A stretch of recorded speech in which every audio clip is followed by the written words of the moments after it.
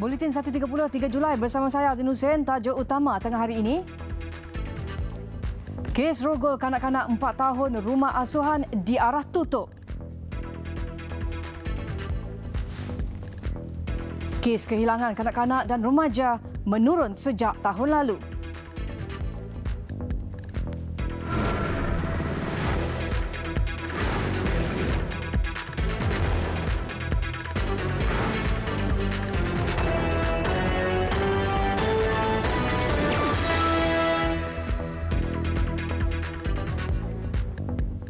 Assalamualaikum dan salam sejahtera. Kerajaan sudah mengarahkan rumah asuhan di Batu Gajah Perak yang menjadi lokasi kanak-kanak berusia 4 tahun dirogol anak pengasuhnya berusia 12 tahun ditutup. Timbalan Perdana Menteri Datuk Seri Dr. Wan Azizah Wan Ismail berkata, penutupan itu perlu dilakukan kerana rumah asuhan itu tidak berdaftar dengan Jabatan Kebajikan Masyarakat JKM. Jadi kita dapati bahawa kita kena pergi buat pemantauan yang lebih ketat lagi. Sebab memanglah kadang ibu bapa duduk kerja, anak nak buat kat mana, kita hantar ke taska-taska ni. Kalau nak yang bawah pada 4 orang, tidak perlu didaftarkan. Namun kalau lebih pada itu, kita mesti daftar. Tapi nak tahu ni berapa je kena buat ni pemantauan yang lebih ketat itu susahlah sebab kita tak tahu kat mana dia akan tubuh taska. Datuk Seri Dr. Wan Azizah juga meminta ibu bapa memantau dan mengawal penggunaan telefon pintar anak-anak. Ia bagi memastikan mereka tidak terjebak dengan unsur negatif termasuk bahan lucah. Dilaporkan murid lelaki tahun 6 itu melakukan perbuatan berkenaan selepas terpengaruh dengan video lucah yang dilihat melalui telefon bimbit. Ibu murid terbabit mengasuh 8 kanak-kanak berusia 2 hingga 11 tahun dan mangsa dijaga pengasuh sejak Oktober 2017.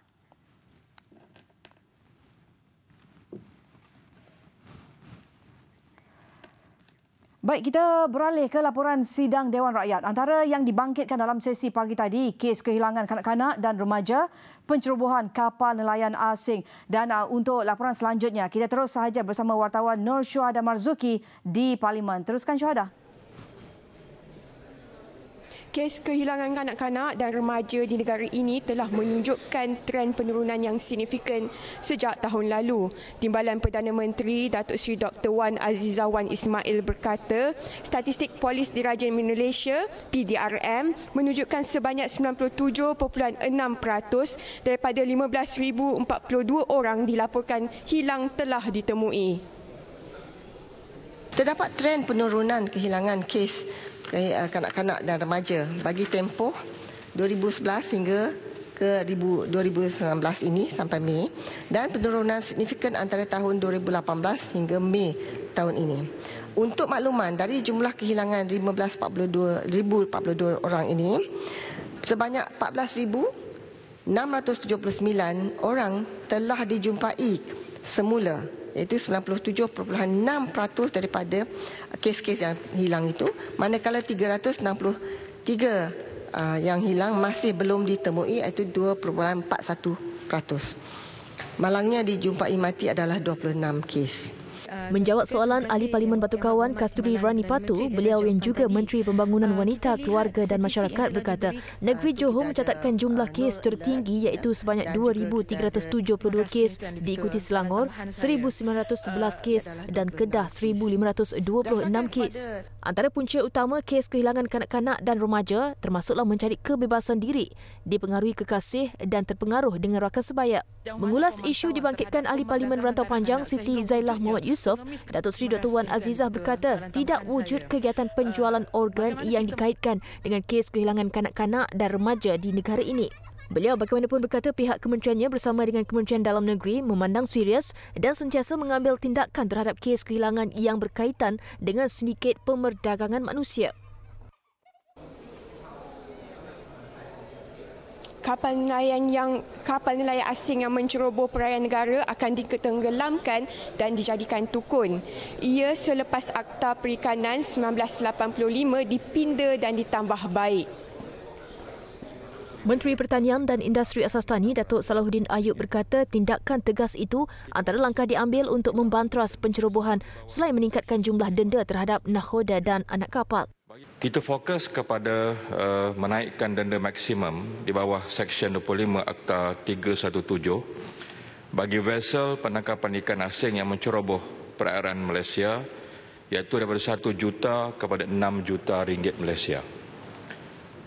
Dan bagi nakhoda, itu untuk nakhoda, untuk tekong. Dan bagi kru dari 100,000 kepada RM600,000.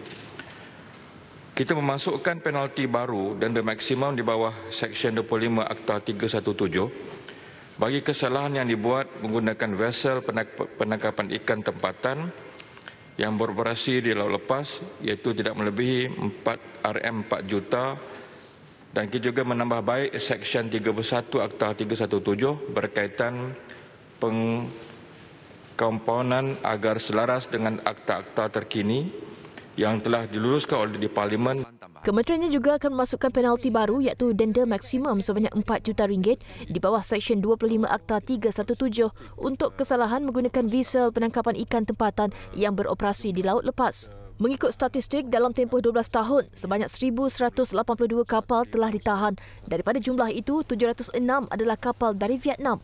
Sebagai langkah untuk membendung pemberian maklumat seperti contoh, Kementerian Pertanian dan Industri Asas Tani bekerjasama dengan Kementerian Dalam Negeri dan Suruhanjaya Pencegahan Rasuah untuk mengambil tindakan terutama dalam kalangan penjawat awam. Bacaan pindaan Akta Perikanan 1985 dilakukan hari ini selepas dipersetujui oleh Jemaah Menteri pada 26 Jun lepas.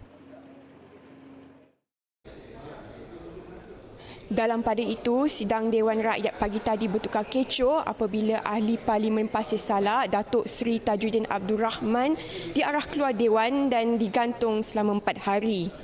Keputusan dibuat oleh timbalan yang di-Pertua Dewan Rakyat Ngah Koming setelah Datuk Seri Tajuddin dikatakan sengaja mengundang kekecohan ketika sesi soal jawab lisan. Oleh kerana Pasir Salak mengingkari peraturan sekali lagi, di mana saya perintah dia keluar 4 hari. Seluruh rakyat Malaysia boleh perhatikan bagaimana buruknya sikap yang ditunjukkan oleh Pasir Salak. Diberikan peringatan berkali-kali tetapi masih lagi bersikap berdegil-degil. Ini adalah naiwatunya sengaja untuk menjatuhkan imej Dewan Yang Mulia ini. Sila keluar. Ikut perintah, sila. Ketua Pembangkang, sila minta Pasir Salak beri kerjasama. Kita ada lagi tugasan yang lebih penting. Ya, sila. Saya dah bagi peluang yang cukup. Seluruh rakyat Malaysia boleh perhati. Dan inilah teladan situasi bertambah kecoh apabila Datuk Seri Tajuddin enggan mematuhi arahan berkenaan. Kekecohan yang berlarutan kira-kira 20 minit itu reda setelah campur tangan Ketua Pembangkang Datuk Seri Ismail Sabri Yaakob.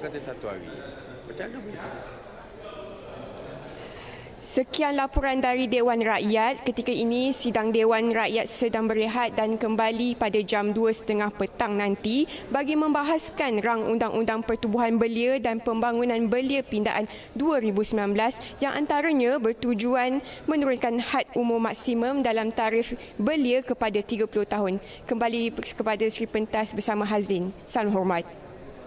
Baik, terima kasih Syuhada untuk laporan anda di Parlimen.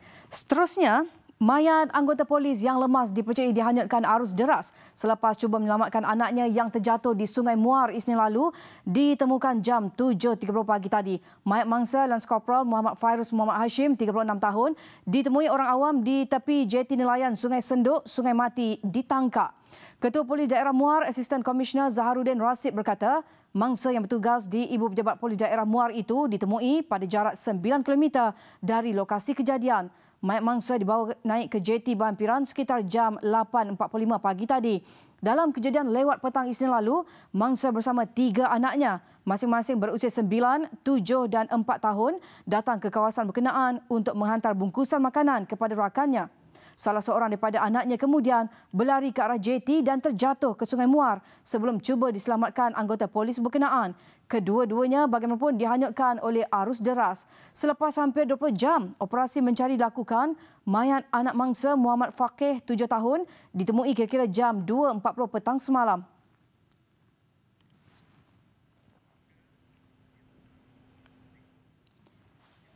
Rangka yang ditemukan dalam tangki air di Felda Palung 12 di Jempol Negeri Sembilan pada 25 Mac lalu disahkan penuntut tahun akhir Universiti Teknologi Mara UiTM Raut Pahang Muhammad Aiman Hakim Mat Ani 22 tahun.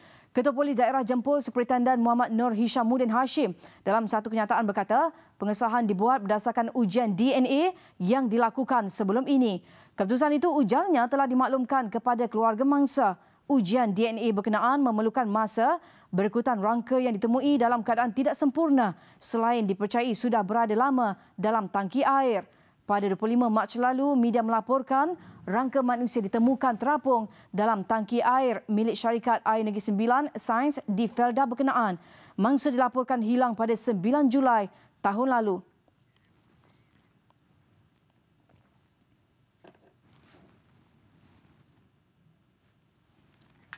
Jika berbicara mengenai haiwan peliharaan eksotik, kucing hutan, iguana maupun unka antara yang sentiasa menjadi pilihan popular.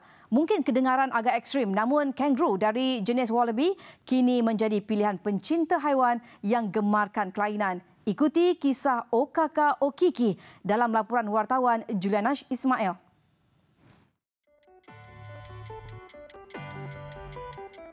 Okaka! Okiki! Okaka Kiki!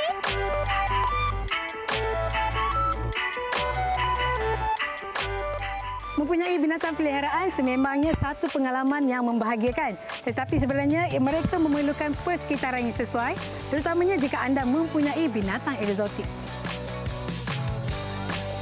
Comelnya cute dia! Rainbow! Main masuk dalam. I nak kena kayu dengan I punya Okaka, Okiki, Okaka. Cute! Wallaby I. Itulah kangaroo saya. Okaka.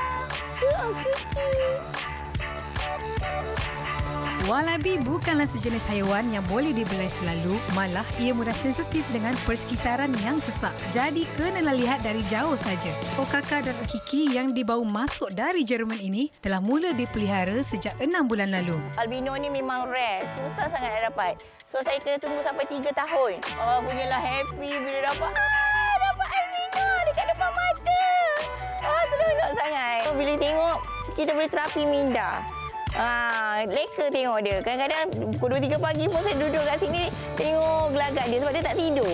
Pasangan wallaby albino ini berusia hampir 2 tahun dan jika dijaga dengan persekitaran yang betul, ia mampu mencecah usia sehingga 12 tahun. Sudah beranak dah tu. Itu kangaroo albino kelahiran Malaysia lagi. Nak dapat satu beranak. Okiki tu kan, dia baru lepaskan baru lepas beranak, dapat baby.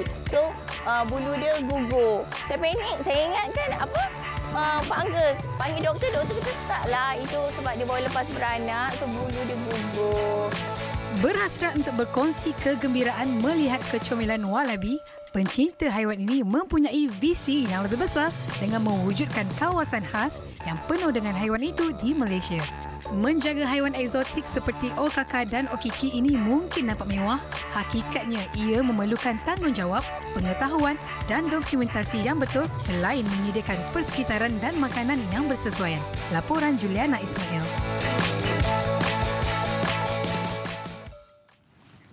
Susulan kelulusan Kementerian Kewangan Malaysia Airports Holdings Berhad MAHB kini bersedia meneruskan rancangan membesarkan lapangan terbang antarabangsa Pulau Pinang. Ketua Pegawai Eksekutif Kumpulan Raja Azmi Raja Nazuddin berkata MAHB sudah menjalankan projek pembesaran itu sejak 2 tahun lalu merangka pelan pembinaan terperinci selepas berbincang dengan Kementerian Pengangkutan MOT, Suruhanjaya Penerbangan Malaysia MAFCOM dan Kerajaan Negeri Pulau Pinang termasuk Ketua Menteri Chow Kon Yeow. Jelasnya, pelan pembesaran itu sudah sedia untuk diserahkan pada akhir Julai 2019 bagi memperoleh kelulusan perancangan seterusnya daripada Majlis Bandaraya Pulau Pinang MBPP selepas projek itu mendapat kelulusan MAFCOM MOT dan Jabatan Ketua Pengarah Tanah dan Galian Persekutuan sebagai pemilik tanah.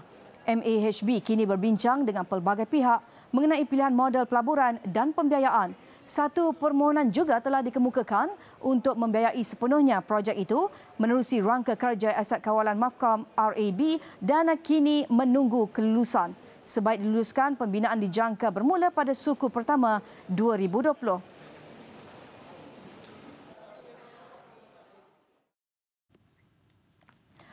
Omcorp Sdn Bhd, salah satu 5 syarikat pengedar ramuan halal ke Nestle Malaysia, kini sedia melebarkan sayap ke peringkat global mulai hujung tahun ini. Sasaran syarikat tempatan ini melonjakkan pendapatan daripada RM4 juta kepada RM15 juta pendapatan menjelang tahun 2020 menerusi pengiktirafan global. As soon as sertifikasi dapat, kita akan mula produce for that. Jadi of course the 15 million is not immediately, it will be throughout the year lah. It's a yearly basis sales because it's a capacity for the year. Tapi apa yang kita buat di SME Mentoring Program ni adalah kita ajar, kita didik small and medium entrepreneurs supaya dia orang dapat sampai tahap gradually dia akan naik. Sebab apa? Kalau kita kata kita nak Malaysia jadi halal hub to the world, Nestle tak boleh Nestle alone saja naik tinggi. Kita kena angkat orang lain juga. Terdahulu berlangsung taklimat dan lawatan media ke kilang Omcorp di kawasan perindustrian Bukit Angkat Kajang. Antara ramuan keluarannya termasuk serbuk ayam, serbuk daging dan lemak daging untuk produk makanan Nestle.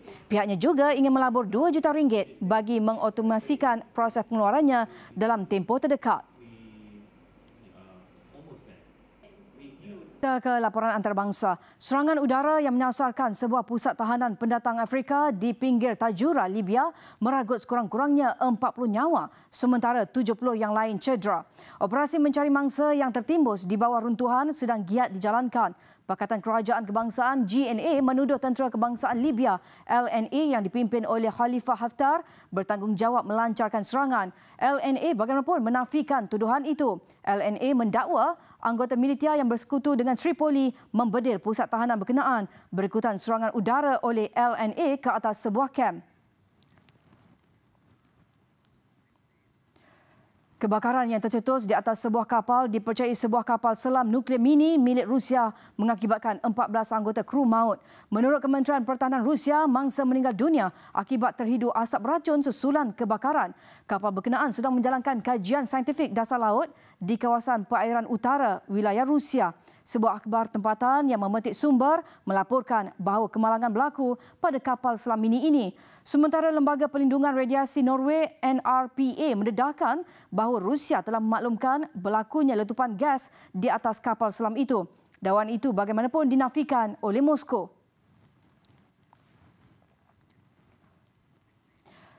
Penduduk Chile dan Argentina menyaksikan gerhana matahari penuh yang berlaku di sebahagian besar kawasan di selatan Pasifik dan wilayah paling selatan di Amerika Selatan. Kira-kira 300,000 pelancong dan peminat astronomi berkumpul di wilayah berkenaan untuk menyaksikan fenomena semula jadi itu. Kedua-dua negara berada di bawah jalur sempit sepanjang 9,600 km yang berhadapan gerhana penuh apabila bulan menghalang matahari sepenuhnya. Fenomena itu mengakibatkan siang bertukar gelap selama kira-kira 2 minit. Gerhana matahari kelihatan di La Serena, Chile pada jam 4.39 petang waktu tempatan, iaitu lokasi pertama di benua Amerika Selatan.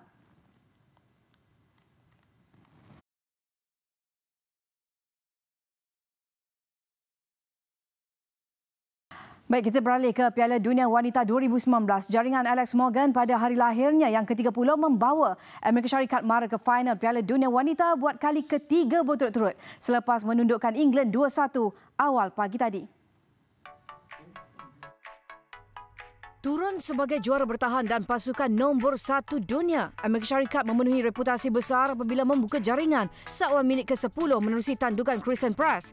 Press yang mengambil alih tempat pemain berpengalaman Megan Rapinoe yang diketepikan akibat kecederaan. England bagaimanapun tidak menunggu lama untuk menyamakan kedudukan apabila penyerang Manchester City, Alan White pada minit ke-19. Kedua-dua pasukan kemudian saling berbalas serangan namun Kapten Amerika Syarikat Morgan memastikan kemenangan pasukannya apabila menanduk hantaran cantik Lindsay Horan pada minit ke-31. Pada minit ke-65, White menceriakan England buat seketika apabila meledak gol penyamaan. Malangnya, video bantuan pengadil VAR menafikan jaringan tersebut kerana pemain itu berada dalam posisi offside. Amerika Syarikat bukan sahaja muncul pasukan pertama berjaya ke final buat kali ketiga berturut-turut, malah mereka tidak pernah dikalahkan sejak kekalahan terakhir dalam final Piala Dunia 2011. Morgan dan White juga kini berkongsi kedudukan penjaring terbanyak untuk anugerah kasut emas menerusi 6 gol. Juara Eropah, Belanda atau Sweden bakal menjadi halangan terakhir Amerika Syarikat untuk memburu kejuaraan keempat.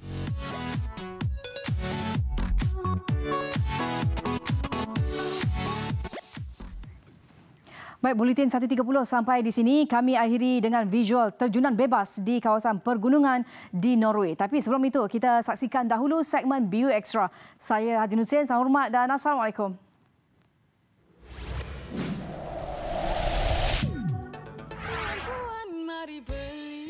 Setiap wanita mengimpikan kulit yang cantik, cerah, bebas masalah dan sihat sepanjang masa.